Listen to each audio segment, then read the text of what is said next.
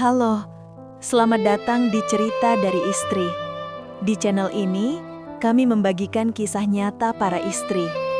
Tentang rumah tangga, tentang pernikahan, tentang luka yang sering disimpan sendiri.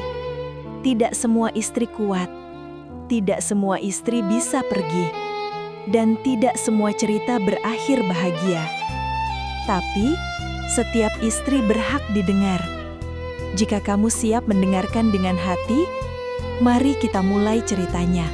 Pagi itu, Ria terbangun sebelum alarm ponselnya berbunyi. Bukan karena ia segar, tapi karena tubuhnya sudah terlalu terbiasa bangun lebih dulu daripada semua orang di rumah.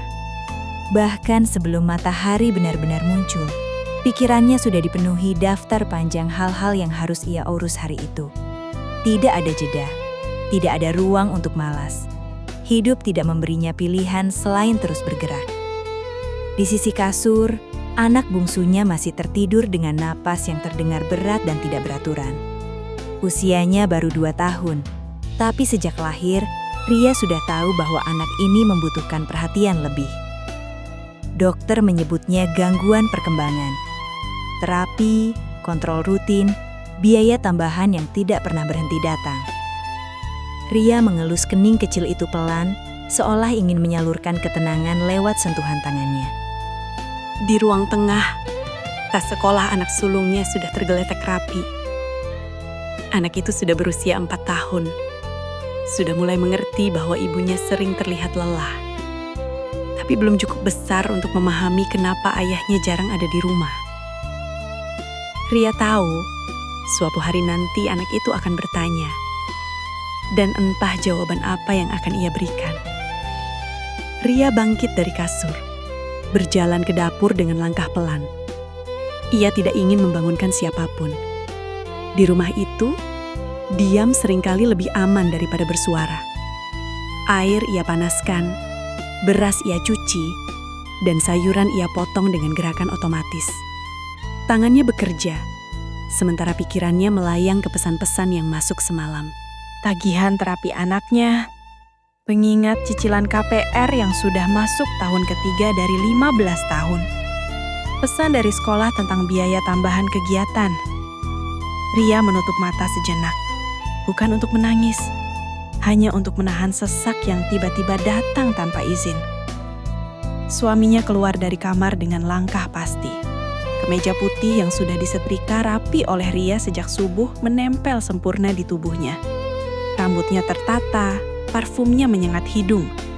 Ia tampak seperti pria sukses yang siap tampil di hadapan dunia. "Hari ini jangan bikin masalah," ucapnya sambil membetulkan dasi di depan cermin. Suaranya datar, tanpa menoleh ke arah Ria yang sedang menuang air panas ke dalam gelas. Ria mengangguk. "Iya, Mas." Tidak ada percakapan lain, tidak ada pertanyaan tentang anak-anak, tidak ada basa-basi. Suaminya duduk, menyuap sarapan dengan cepat, lalu berdiri lagi. "Hari ini acara kantor penting. Apresiasi pegawai teladan," katanya seolah sedang memberi pengumuman, bukan berbagi kabar.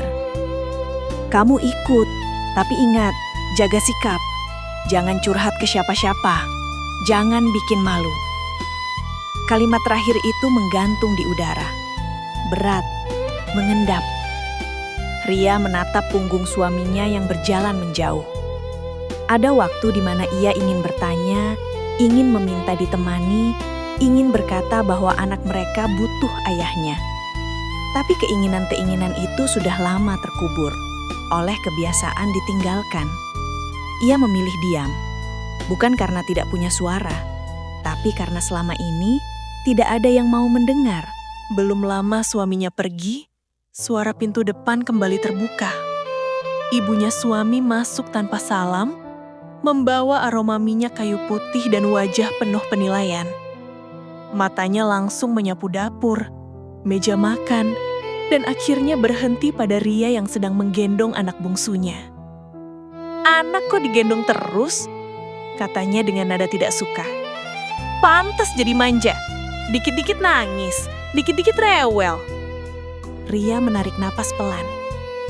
"Dokter bilang Ah, dokter lagi. Potong ibu mertuanya cepat. Zaman ibu dulu, nggak ada itu terapi-terapian. Anak sehat-sehat aja. Kamu aja yang lebay. Anak yang digendongan Ria itu meringkuk lebih dalam. Ria mengusap punggung kecil itu, menahan getar di dadanya sendiri. Ia menoleh ke arah pintu kamar, berharap suaminya akan muncul dan membela. Tapi rumah tetap sunyi. Suaminya sudah pergi. Dan seperti biasa, ia pergi tanpa meninggalkan perlindungan apapun. Kamu tuh kebanyakan drama. Suara suaminya terngiang kembali di kepala Ria. Kalimat yang sering ia dengar setiap kali mencoba menjelaskan kelelahan dan kesulitannya. Beberapa menit kemudian, ponsel Ria bergetar. Nama ayahnya muncul di layar. Ria menatapnya lama sebelum akhirnya mengangkat panggilan itu. Ria, suara ayahnya terdengar serak. Bapak lagi butuh uang, utang lama jatuh tempo. Ria menutup mata. Pak, Ria lagi susah. Ah, kamu kan istri pegawai negeri, masa nggak ada? Jawab ayahnya cepat seolah itu hal yang wajar. Bapak nggak minta banyak? Ria ingin tertawa, tapi yang keluar hanya helaan nafas panjang. Di rumah suaminya, ia dianggap beban. Di keluarganya sendiri, ia dianggap solusi. Setelah panggilan itu berakhir, Ria duduk lama di kursi dapur. Tangannya gemetar, bukan karena marah, tapi karena lelah. Lelah menjadi penyangga hidup banyak orang, sementara dirinya sendiri hampir runtuh. Siang menjelang, Ria bersiap mengikuti suaminya ke acara kantor. Ia memilih pakaian sederhana, tidak mencolok, tidak berlebihan. Ia tahu kehadirannya di sana hanya sebagai pelengkap, sebagai istri yang seharusnya tersenyum, berdiri di samping, dan tidak banyak bicara. Di dalam mobil, suaminya sibuk dengan ponselnya. Senyum kecil muncul di wajahnya setiap kali pesan masuk. Dia tidak bertanya, ia sudah tahu. Pertanyaan hanya akan berakhir pada kemarahan atau tuduhan cemburu berlebihan. Mobil melaju menuju hotel tempat acara diadakan. Ballroom itu megah, penuh cahaya dan dipenuhi orang-orang dengan senyum profesional. Spanduk besar terbentang di depan ruangan. Apresiasi pegawai teladan tahun ini. Nama suaminya tercetak jelas, ditebalkan, diberi sorotan. Rekan-rekan kerja menyalaminya satu persatu. Tepuk tangan mengiringi langkahnya. Ria berdiri sedikit di belakang, memperhatikan semua itu dengan perasaan yang sulit dijelaskan. Bangga? Tidak sepenuhnya. Sedih, lebih dari yang ia sadari. Seseorang mendekat dan berbisik padanya. Enak ya, suaminya perhatian dan sukses. Ria tersenyum tipis.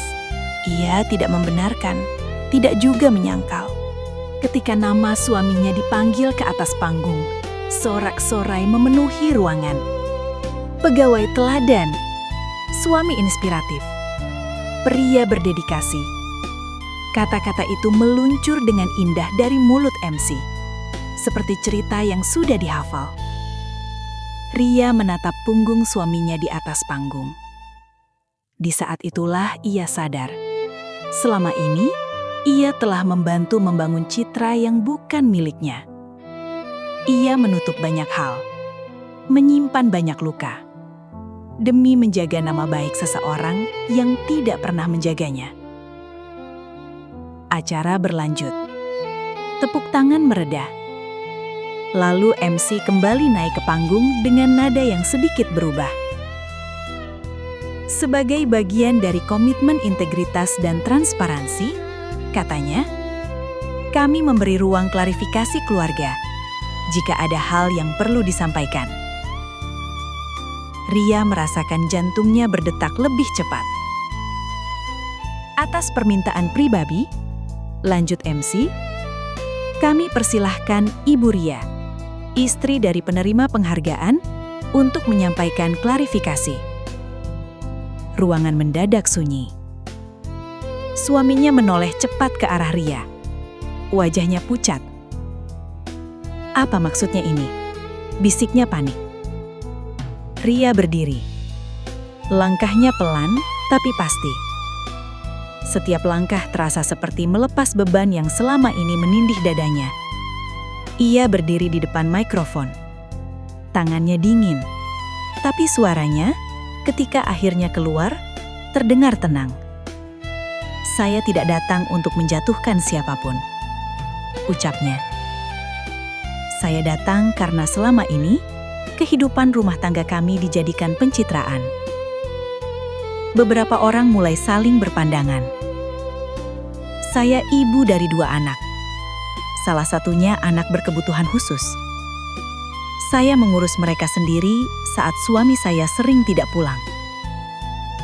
Ruangan semakin hening.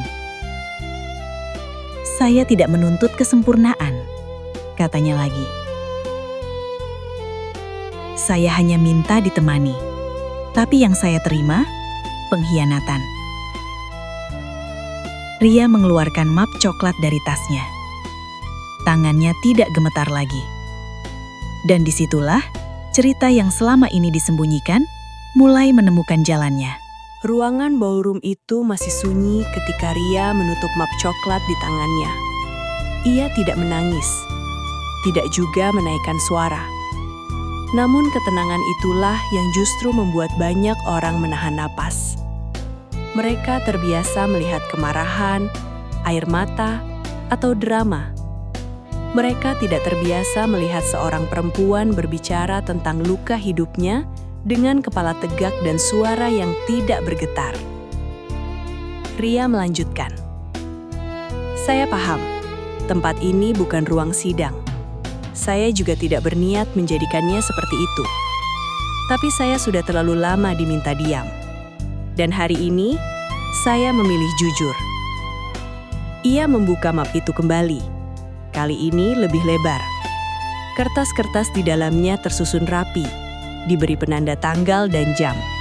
Bukan catatan emosi, bukan curahan hati, melainkan kronologi. Ini adalah catatan kepulangan suami saya selama 6 bulan terakhir, ucap Ria. Bukan versi saya, bukan cerita yang dilebih-lebihkan. Hanya jam pulang, hari, dan alasan. Beberapa orang di barisan depan mulai condong ke depan. Atasan suaminya, seorang pria paruh baya dengan kacamata tipis, berdiri sedikit dari kursinya, menatap Ria dengan serius. Banyak malam di mana suami saya tidak pulang, lanjut Ria. Dan ketika pulang, tidak ada sapaan, tidak ada tanya kabar anak. Yang ada hanya keluhan. Tentang saya, tentang rumah, tentang betapa hidupnya berat. Suaminya berdiri dari kursinya. Wajahnya memerah. Ria, cukup, desisnya. Ini bukan tempatmu. Ria menoleh. Tatapannya tidak marah. Tidak juga menantang. Hanya datar.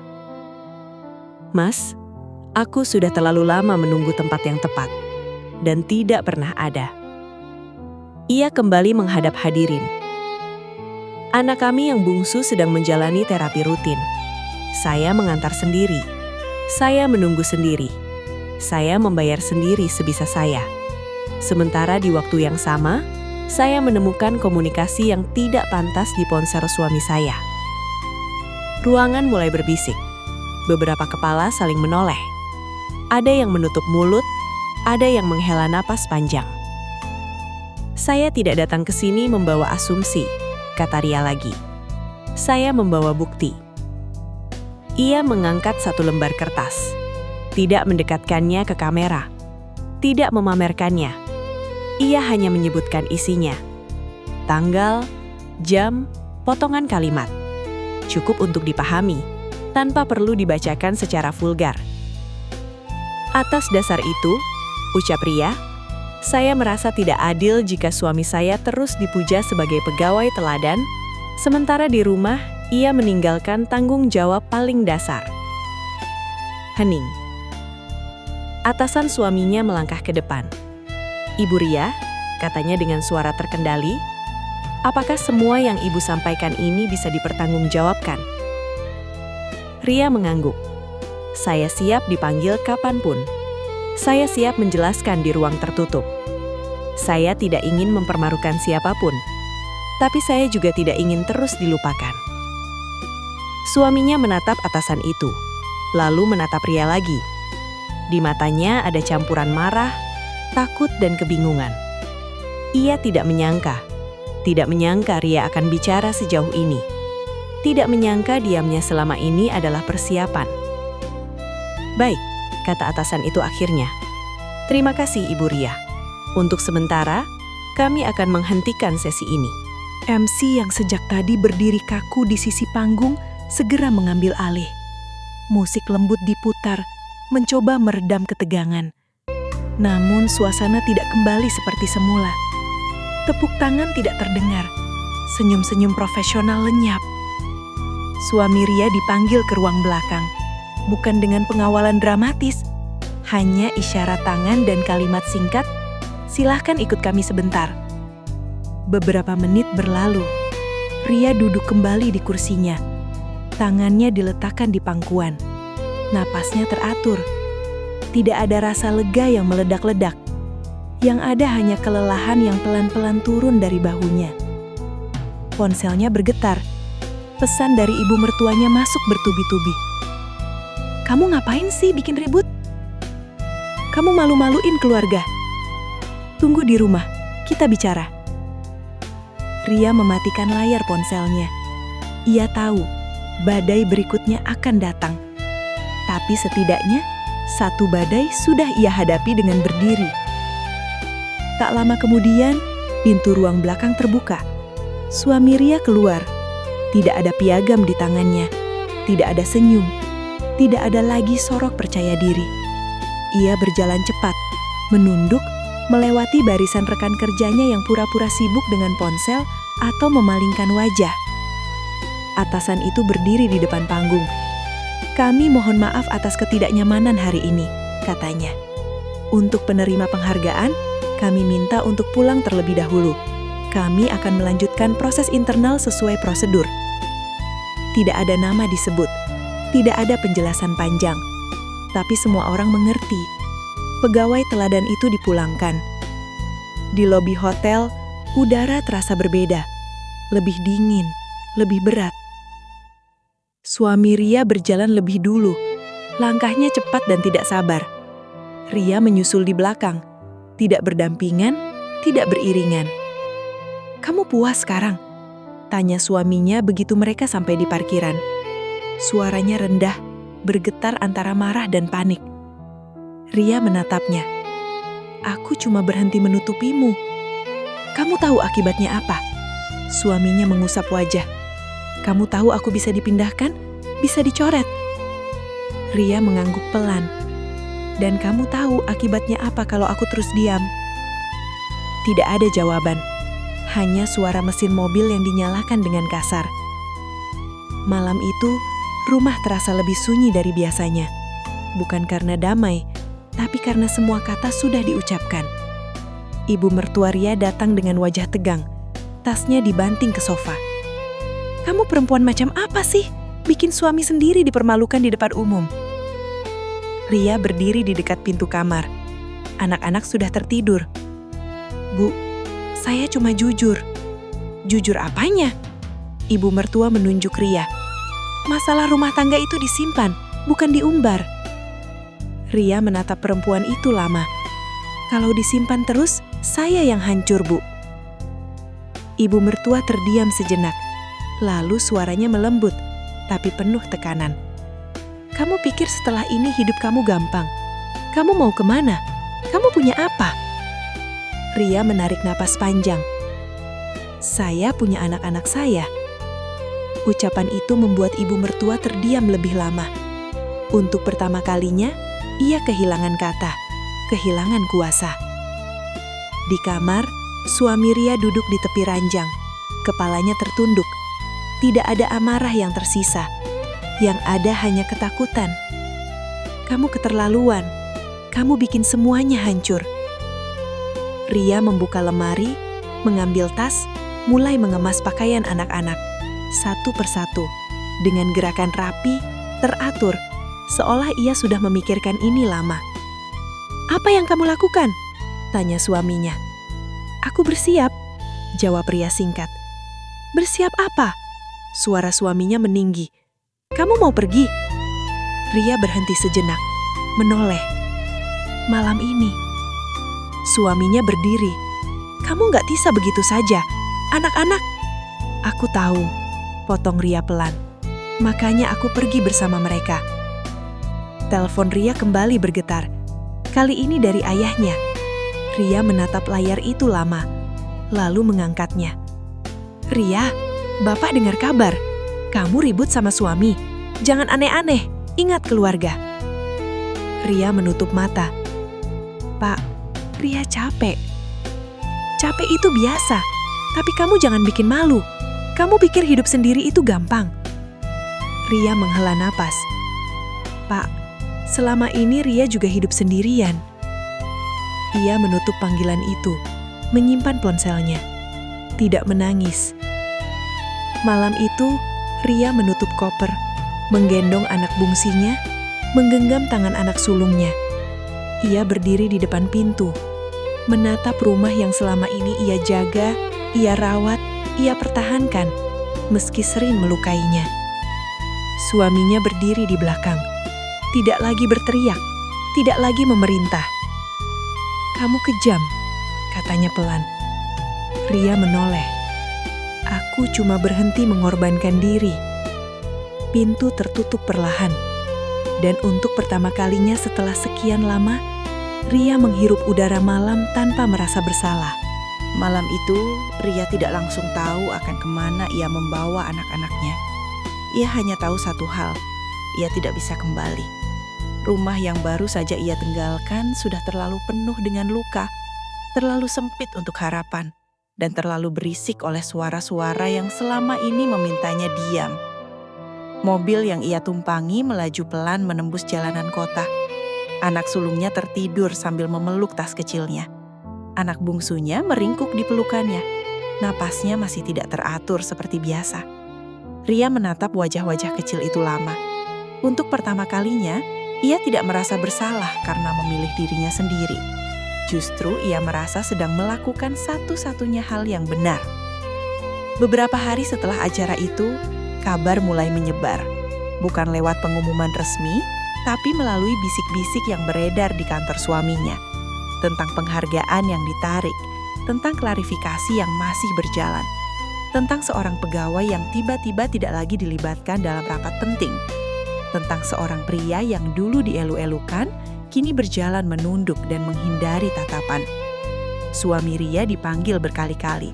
Ia harus menjelaskan banyak hal, bukan hanya tentang rumah tangganya, tapi juga tentang integritas, kejujuran, dan citra yang selama ini ia bangun dengan rapi. Ia mulai sering pulang lebih cepat, bukan karena ingin bersama keluarga, tapi karena tidak lagi punya tempat aman di luar rumah. Di sisi lain, ibu mertuanya tidak berhenti menelpon. Nada bicaranya berubah-ubah, kadang marah, kadang memelas. "Kamu pikir hidup kamu bakal lebih baik tanpa suami?" katanya suatu malam. "Kamu itu perempuan, anak 2, mau jadi apa?" Ria mendengarkan tanpa menyela, lalu menjawab pelan, "Bu, selama ini pun saya hidup sendirian." Kalimat itu membuat percakapan selalu berakhir. Tidak ada bantahan yang cukup kuat untuk melawan kenyataan itu. Ayah Ria datang menyusul beberapa hari kemudian. Ia duduk di kursi ruang tamu kontrakan kecil tempat Ria dan anak-anak sementara tinggal. Wajahnya terlihat lelah, tapi matanya tetap membawa tuntutan yang sama. "Bapak dengar kamu bikin masalah besar," katanya tanpa basa-basi. "Kamu pikir hidup itu bisa kamu atur seenaknya?" Ria menuangkan air putih ke gelas. Tangannya tenang, tidak lagi gemetar seperti dulu. "Pak, Ria cuma berhenti menahan semuanya sendirian." Ayahnya menghela napas keras. "Kamu itu anak, kewajiban kamu bantu orang tua." Ria tahu, tapi Ria juga ibu, dan anak Ria butuh Ria utuh. Untuk pertama kalinya, ayahnya tidak langsung membalas. Ia menatap wajah cucunya yang sedang bermain di lantai, menyusun balok-balok kecil dengan konsentrasi penuh. Mungkin baru saat itu ia melihat betapa besar beban yang selama ini dipikul anak perempuannya. Hari-hari berikutnya tidak mudah. Ria harus mengatur ulang segalanya. Dari jadwal terapi anaknya, sekolah anak sulungnya, hingga keuangan yang kini jauh lebih terbatas. Ia mulai mencari cara mendapatkan penghasilan kecil dari rumah. Bukan untuk membuktikan apapun, tapi untuk bertahan.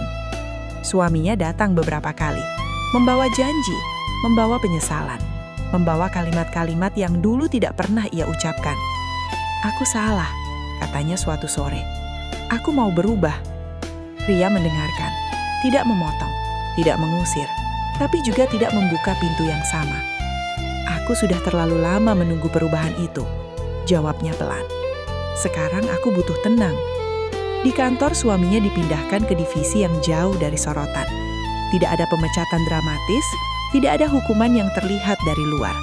Tapi bagi seseorang yang hidup dari pengakuan dan citra, itu sudah cukup menghancurkan. Ia tidak lagi dipanggil teladan. Ia hanya menjadi satu dari sekian banyak pegawai yang dulu pernah merasa lebih tinggi dari orang lain. Selingkuhan yang dulu sering mengirim pesan tidak pernah muncul lagi. Nomornya tidak aktif, seolah ikut menghilang bersama runtuhnya kenyamanan yang dulu ia nikmati.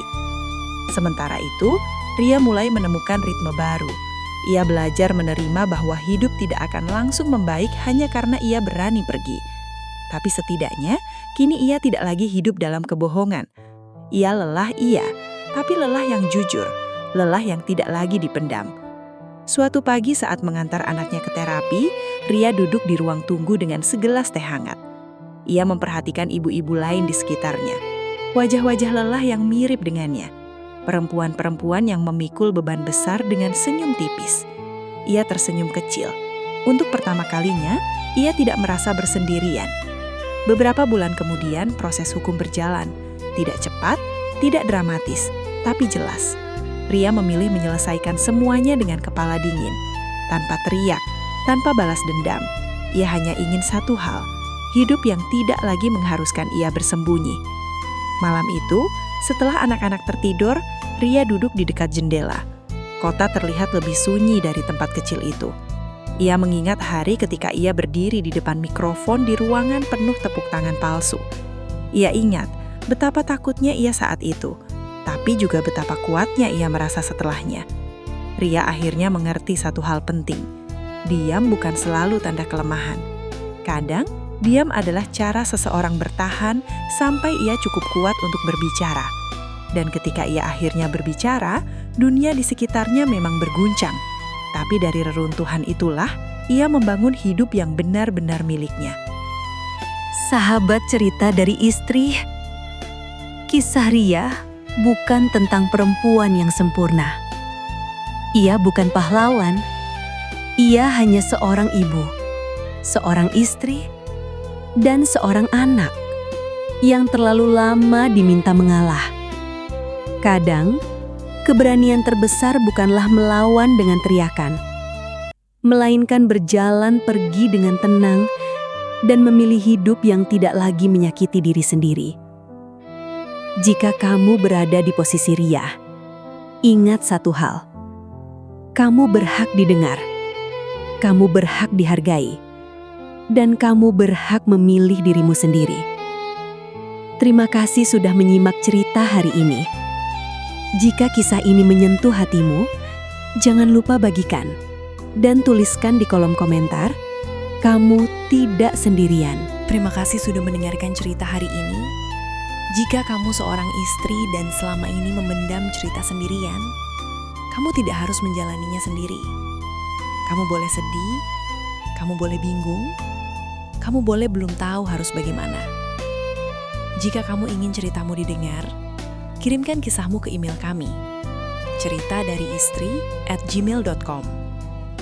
Cerita akan dibacakan secara anonim dan identitas akan disamarkan sepenuhnya.